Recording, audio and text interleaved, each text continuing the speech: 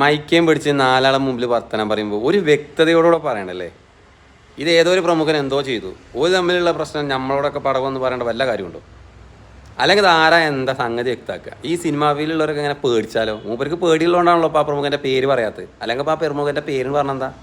ചിലർ പറയണു പൃഥ്വിരാജാണ്, ചിലർ പറയണു നിവിൻ പോളിയാണ്. ഇതിപ്പോൾ ആരാ കരുതിയിട്ടാ? അപ്പം അല്ലാതൊരു കഥ. ഇന്ന് ഒരു ചെറിയ കാര്യങ്ങൾ ഇതല്ല, ഈ പരിപാടികൾ ഇന്നിവിടെ കഴിഞ്ഞു. പക്ഷെ ഞാൻ ഈ മലയാള സിനിമയിൽ വന്നിട്ട് 10-15 വർഷമായി. ഇന്നും കുറേ അധികം സിനിമകൾ ചെയ്തിട്ടുണ്ട്. പക്ഷെ മലയാള സിനിമയിലെ ഒരു പ്രമുഖ നടൻ വലിയ തെറ്റിലേക്ക് ഇന്ന് തിരികൊളുത്തിയിട്ടുണ്ട്. സോ ഒരു വലിയ മാലപ്പടക്കത്തിന് ഇന്ന് തിരികൊളുത്തിയേക്കാണ്. സോ അതൊരു വേണ്ടായിരുന്നു എന്ന് ഞാൻ പറയുമ്പോൾ ആ നടൻ ഇത് കാണും.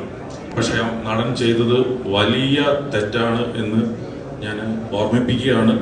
ഇനിയും ആ തെറ്റ് തുടരരുത്, ആവർത്തിക്കരുത്. കാരണം അങ്ങനെ തുടർന്നു കഴിഞ്ഞു കഴിഞ്ഞാൽ അത് പല വലിയ പ്രശ്നങ്ങൾക്കും കാരണമായി മാറുമെന്നും അറിയിക്കുന്നു. Thank you.